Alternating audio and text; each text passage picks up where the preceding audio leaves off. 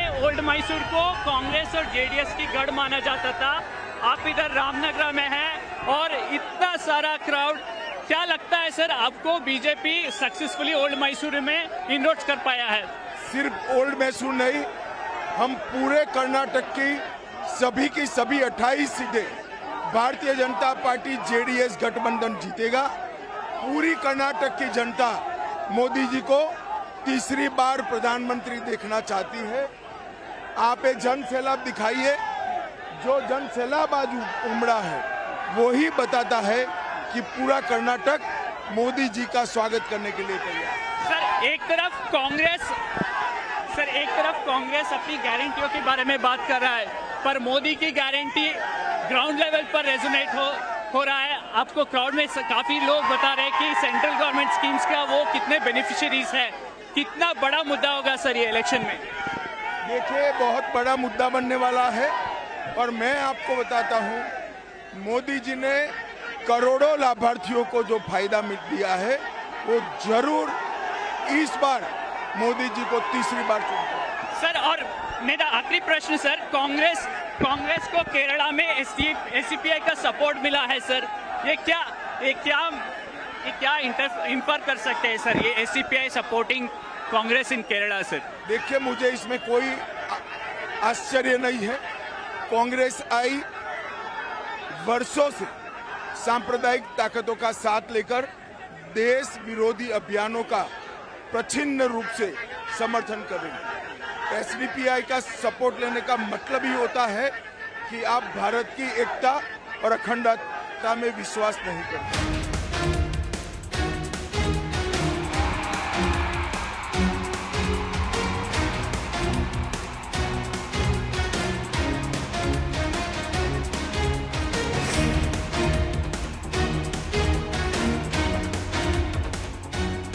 He is the youngest member of Narendra Modi's team. He represents Kuch Bihar. Now Kuch Bihar identifies with him. All through the day, the Neta was meeting up people, and now it's almost midnight when we have with us none other than Nishit Pramanik, MOS home, and also the MP of Kuch Bihar who is contesting from Kuch Bihar for the second time. We'll talk to him. We have been following, welcome to CNN News 18, we have been following you all through the day, a lot of meetings, campaigns all together. How is the जोश? जोश कैसा है? ना देखिए, schedule तो बहुत busy है और इस समय में बिल्कुल इलेक्शन की पहले कैंपेनिंग के टाइम पे बहुत ही ज़्यादा कार्यक्रम रहता है। लेकिन फिर भी जब जनता जहाँ पर भी जाते हैं, जब जनता जब दोनों हाथ भरकर आशीर्वाद करते हैं, आम आदमी जब दोनों हाथ भरकर आशीर्वाद करते हैं, तो ये जोश जो है ये दिन ब दिन बढ़ता ही जाता है। और लोगों की ये आशीर्वाद और लोगों की आंखों में जो पॉजिटिव वाइब्रेशन, जो प्यार, जो ये ही हम लोगों को और ज़्यादा जोशीला करते हैं। 5 साल पहले आपने तृणमूल कांग्रेस छोड़ा और एकदम चैलेंज लेके आपने अपने मैदान में आया। उस टाइम में 18 सीट पॉकेट में नहीं था, 2 सीट पॉकेट में था बीजेपी का। 5 साल पहले और 5 साल बाद क्या बदलाव है निशित में? देखिए, पहली बात तो मैं ये कहूँगा कि एक जो पहले चुनाव होने से पहले तब कैंडिडेट था और जब चुनाव में जीत गया उसके बाद मेंबर ऑफ पार्लियामेंट हुआ, और जब संसद भवन में गया तो वहाँ बहुत कुछ सीखने को भी मिला। और उसके बाद जब माननीय प्रधानमंत्री जी, गृह मंत्री जी ने आशीर्वाद किया, भरोसा रखा, विश्वास रखा मेरे ऊपर, जब मिनिस्ट्री ऑफ होम में गया और माननीय अमित शाह जी जैसा एक महान नेता, युग पुरुष नेता के साथ कार्य करने की सौभाग्य प्राप्त हुआ। मैं कहूँगा कि दुनिया में ऐसा कोई इंस्टीट्यूशन ही नहीं है जो इतना कुछ सिखा सकते हैं। उनके पास से जो सीखा, जो सीखने को मिला, मैं अपने आप को बहुत सौभाग्यशाली मानता हूँ कि इतना कुछ मैंने सीखा उनके पास से।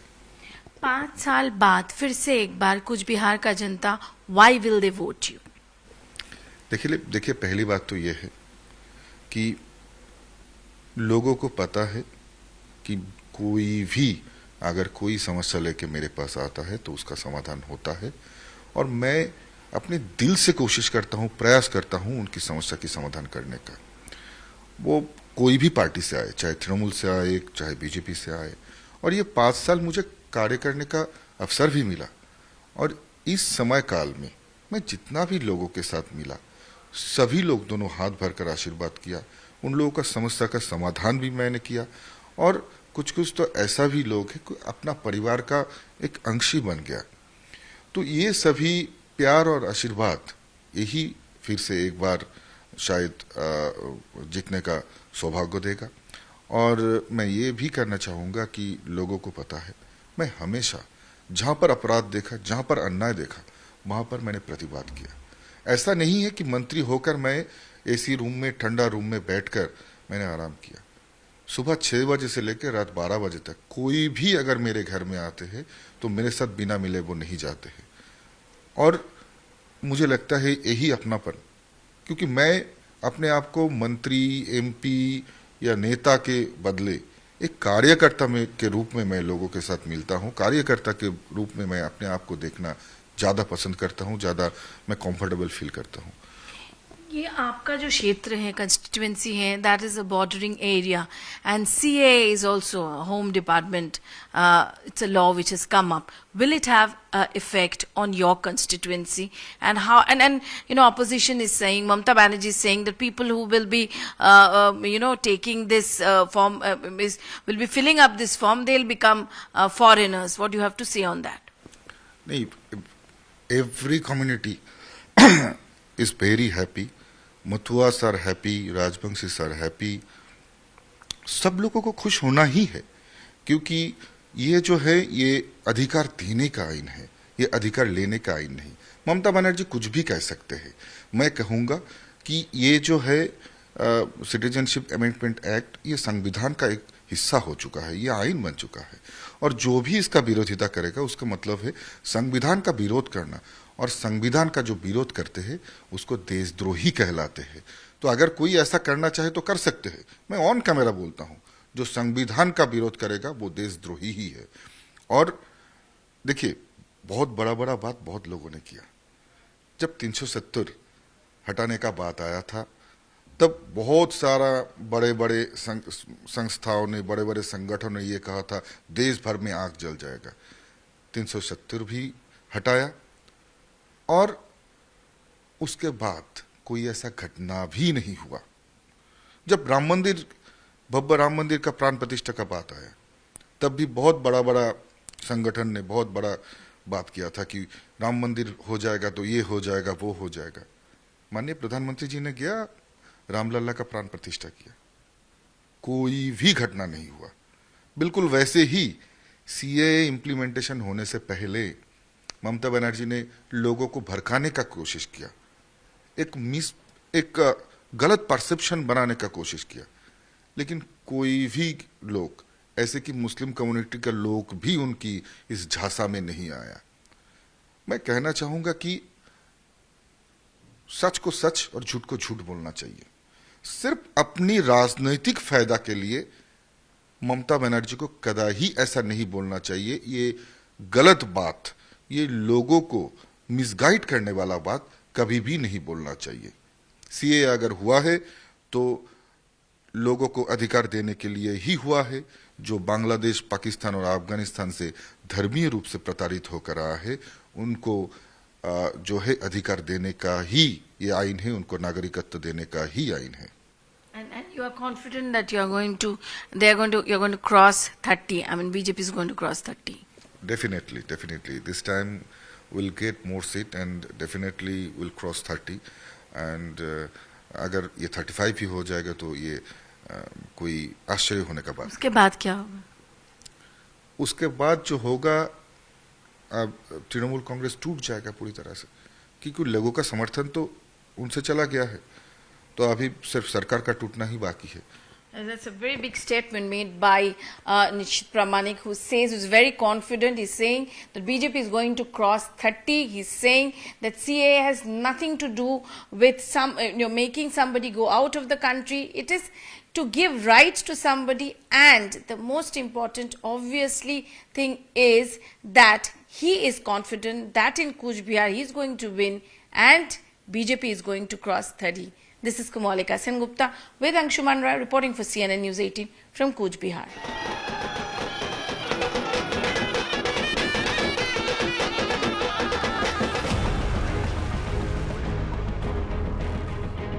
I am being joined by a very special guest here. सांसद गोरखपुर के रवि किशन जी हमसे बात करने के लिए आपका बहुत बहुत शुक्रिया. Good evening and welcome. And I hope you are completely coming from a different world. It's Delhi, and you must have heard. No, everybody have a different picture because once upon a time this was known as the east of Chicago, where you used to, like, you're sitting here, and this is a place called Nauka and Ramgarh Jheel, where you keep very casual was for the people of local, like hearing a gunshot or somebody getting killed. And now you know better because you being a girl, you are here all the way from Delhi to take my interview. I'm Gorakshnath की धरती पे आपका स्वागत है. You can explain better. Sometime एक आप प्रत्याशी हो तो you keep आप अपने बारे में बोलने लगते हो, बट नेचुरल. बट मुझे आई बिलीव ऐसा कि लोग खुद आएँ, खुद देखें, खुद महसूस करें. Being a girl, how you feel secure. And CM city, Yogi Maharaj ji की सिटी है. He was 5 term member of parliament हुआ है. गोरक्षनाथ बाबा के चरणों की सेवा हम करते हैं, और उन्होंने सेकेंड टाइम संगठन, थैंक्स टू प्रधानमंत्री मोदी जी एंड संगठन एंड पूज्य Maharaj ji, definitely that I got the opportunity again to serve our people, my Bhojpuri community. प्रधानमंत्री की जो एस्पिरेशन है, 400 पार का जो आंकड़ा उन्होंने सेट किया है, उसमें उत्तर प्रदेश का कितना योगदान रहने वाला है और आप उसके लिए we are getting 80 seats. I am a star campaigner for my party. I run everywhere, all over the country, wherever, small election, big election, you'll always see me campaigning for my party, because fans I have all over India, and because I work in multiple languages, I'm popular in South also, I'm popular everywhere by the grace of God. So this time we are 400 par to clear hai, 370 to BJP getting, 80 seats we are getting it from here. Because thanks to PM, CM साहब, combination Modi, योगी, कमल निशान, and biggest thing is Ram मंदिर. प्रभु राम 500 साल बाद आए, तो उसका effect इतना तगड़ा है. एक एक जन वेट कर रहा है कब वोटिंग होगी. बटन दौड़ना चाह रहे हैं सब लोग. इतना दबेगा बटन कि लोग पगला जाएंगे. सर, और भोजपुरी इंडस्ट्री की अगर बात करी जाए, आप एक इतने बड़े कलाकार है भोजपुरी इंडस्ट्री से, बट आपके अलावा मनोज तिवारी जी है, निरहुआ है. भोजपुरी इंडस्ट्री से हमने काफ़ी सारे लोगों का इंटरेस्ट पॉलिटिक्स की तरफ देखा है, तो व्हाट्स द कैच देयर? हम लोग maybe because of this soil, I don't know, everybody has their own reasons, but I have my reasons because I am coming from a very humble background and no one supported me. I used to live in a mud house and my father was priest. So I struggled like people walk and come up in life. I've crawled and I've reached here. So that when I really wanted to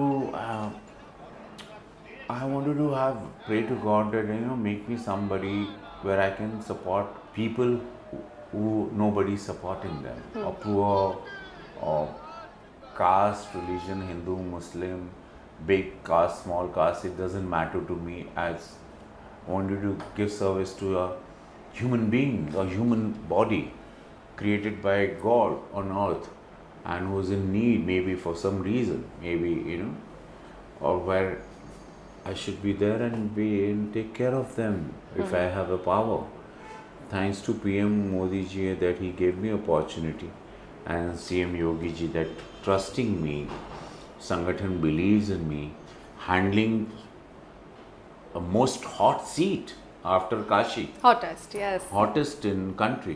दूसरी बार hottest seat से आप पर भरोसा जताया गया है party की तरफ से, तो अब जिंदगी कैसन बा? ये कबो ना रहल अब यूपी में सब बा। देखा जिंदगी तो बम बम बा। पहले वड़ा पाव खा के रहते थे, जेब में पैसे नहीं थे, ऐसे ही फकीर थे। शिव का भक्त होता है ऐसे ही भोला होता है, अवघड़ होता है, गुस्सैल होता है। whatever is here is only here because I'm an actor. सबको ये चेयर भी नश्वर है, सबको जाना है। I know it's all temporary. ये मेरे पापा ने मुझे सिखा तो दिया लाइफ में। सब बहुत सॉर्टेड हूँ मैं।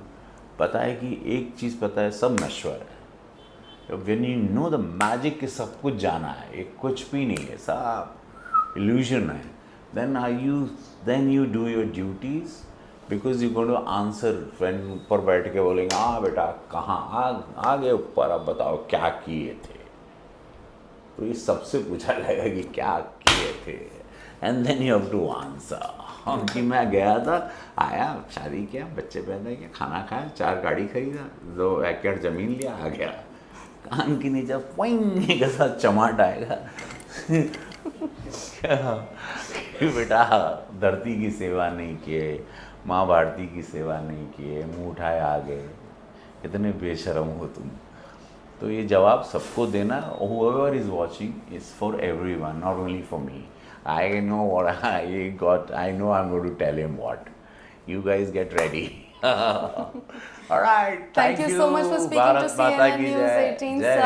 All the best for Mahadev Ka Gorakhpur. All the best for the upcoming big polls. We'll see you in Delhi very, very soon. God bless. Thank you. Very nice meeting you. Thank you.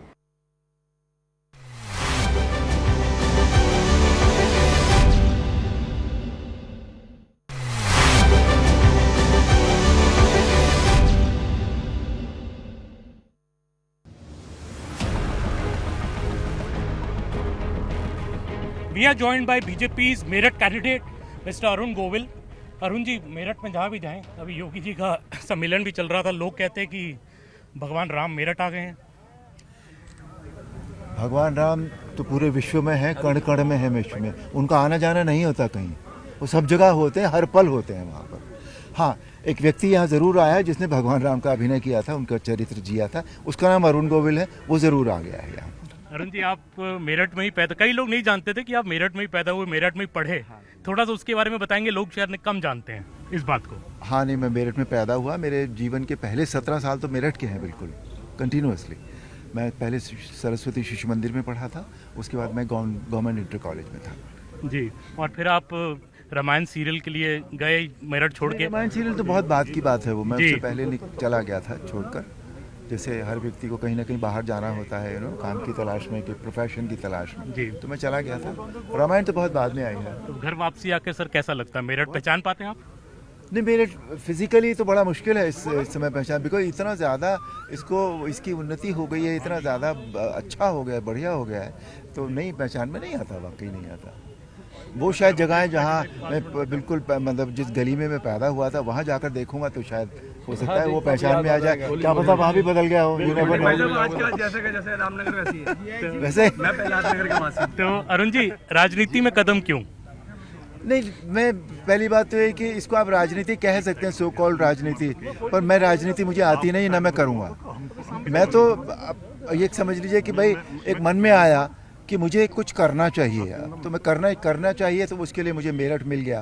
तो मेरठ से अच्छी कौन सी जगह होगी? मतलब ऐसा लगता है कि जैसे माँ की ममता मुझे यहाँ खींच लाई है, तो मैं कुछ करूँगा जो मैं कर सकता हूँ, जो मेरे अंदर जो प्यार है, जो संवेदनशीलता है, जो बातें मुझे अच्छी लगती हैं, उसके नाते जो भी मैं सेवा कर सकता हूँ यहाँ की, जो भी इसकी उन्नति के लिए मैं और कर सकता हूँ। अब जो हमारे जो प्रोड्यूसर्स हैं, जैसे राजेंद्र जी हैं, उन्होंने जितने काम किए उनको हम आगे बढ़ा दें, कुछ काम अधूरे रहेगा तो उनको पूरे कर लें, इतना ही करना होता है। राजनीति मुझसे होती नहीं, ना मैं करूँगा। अरुण जी, कल आप जब मंदिर गए तो मैं देख रहा था, पुरुष हो, महिला हो, बच्चे हो, सब आपका पैर छूना चाह रहे हैं। आपका एयरपोर्ट का भी वीडियो बड़ा वायरल हुआ था, एक औरत आपके पैर छूना चाह रही थी। तो ऐसी भक्ति भी आपके लिए, मुझे लगता है लोग राम को ही आप में देखते, राम जी को तो किसी ने देखा नहीं। वो उनकी आस्था है भगवान राम के प्रति, जिसे वो नमन करते हैं। अब उन्हें एक स्वरूप मिल गया है अरुण गोविल नाम का, तो वो मेरे चरण नहीं छूते हैं, वो भगवान राम की जो आस्था है उनके प्रति उसको नमन करते हैं वो।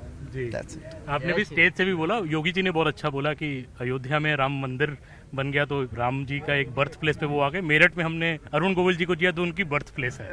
ये तो इतना अच्छा बोलने वाले हैं यहाँ पर, क्या बताऊं। मुझे तो आता नहीं बोलना, मेरे मन में तो जो आता रहता है मैं वो बोलता रहता हूँ, पर इतने अच्छे स्पीकर्स हैं, इतने अच्छे वक्ता हैं ये सभी लोग, दे सीजन्ड स्पीकर्स बेसिकली। एक आखिरी सवाल, जो सर अरुण जी कुछ आपके प्रतिद्वंदी हैं जैसे जो इंडिया अलायंस से लोग लड़ रहे हैं, वो कहते हैं अरुण गोविल जी तो बाहरी हैं, इतने साल बाद आए हैं, हम तो यहाँ के लोकल हैं, तो टाइम दे पाएंगे कि नहीं दे पाएंगे जीते अगर मेरठ को? नहीं, क्यों नहीं दे पाएंगे। अगर मैंने हमेशा मेरा ये उसूल रहा है कि मैंने जीवन में जो भी काम किया है वो सोच समझ कर किया है और मेरे कुछ अपने विचारों के साथ किया है वो। मैं ऐसा नहीं होता कि एक पल में मुझे ये लगा कि मुझे ये कर लेना चाहिए और फिर उसको मैं भूल जाऊं। मैंने वो कभी नहीं किया। उतनी ईमानदारी, वैचारिक ईमानदारी, सैद्धांतिक ईमानदारी मेरे अंदर है। तो जीवन में पहले आपने रामायण में रोल प्ले किया श्री राम का, फिर मैंने अयोध्या में आपको प्राण प्रतिष्ठा वाले दिन भी अयोध्या में देखा और अब मेरठ के कैंडिडेट, मतलब जीवन का सफर भी एक नया सफर बनता जा रहा है आपका धीरे धीरे। नहीं सर, जीवन है ही एक सफर। थैंक यू वेरी मच, नमस्कार।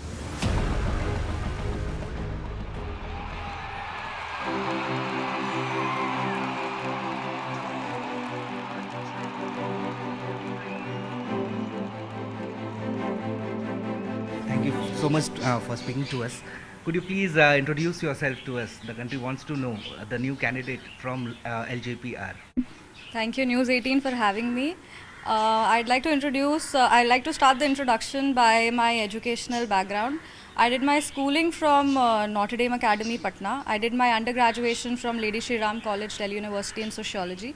I pursued my masters from Delhi School of Economics in Sociology, and right now I'm pursuing my PhD from Magad University in Bihar itself. And other than that, you can call me, I'm a huge animal lover. As you can see, I'm surrounded by animals. And I've been working in the social sector, doing different kinds of social services. I'm associated with different kinds of NGOs. I myself run an NGO in the name of my grandfather, who work for the underprivileged, especially in the field of education and health. So that's what I've been doing since the last 2 years after I completed my masters. So your debut is big. It's general elections 2024. Was it planned, or it's just your father or your family has forced you to come into politics? There has been no kind of force, that's for sure. I was always interested in politics. I've been born and brought up in a political family, so it definitely has impacted my personality, my preferences and interests. My family, both my in-laws and my paternal side of the family, they knew that I'm interested in politics. But the debut would happen so soon was not planned. When the elections were announced, I spoke with Chirag Bhaiya and I told him that I really want to contest, so if there is any possibility, please consider me, and I feel honored and privileged that he chose me for Samastipur. That was my next question. Why Samastipur? Because your father is he was a senior Congress leader, then he joined JDU. He is a minister for past 2-3 terms, and also the party has a good hold, the JDU has a good hold all over Bihar. So why Samastipur and why LJP Ram Vilas? See, my father is in JDU, and there is no doubt that I'm very proud of my family and the family that I come from. But to join LJP has been a political decision, and when life gives you two options, one is your professional life and one is your personal life. I feel both are very independent. I chose LJP because I resonate with Chirag Bhaiya more. He is young and so am I. I feel this is a very futuristic approach. So what will be your agendas for Samastipur? Have you been to Samastipur earlier, and what policies are you thinking of if you become a member of parliament from Samastipur? I've never been to Samastipur before, but my mother-in-law is from Samastipur. My father-in-law has worked in the temple in Kusheshwar Sthan, and I'm really looking forward to moving to Samastipur and having my own home over there. Other than that, the policies that are in my mind right now is I'm going with a very optimistic view. I'm moving ahead with a very positive mindset, and I plan to work in the field of education, in the field of healthcare. My priority would be to take modern age technologies, modern age facilities in the field of education, in the field of health, financial independence, that is most important, generation of employment, you can say investment. All these are my targets, but the first step is to go there and to understand the demographic. My plan is to start development from the grassroots level.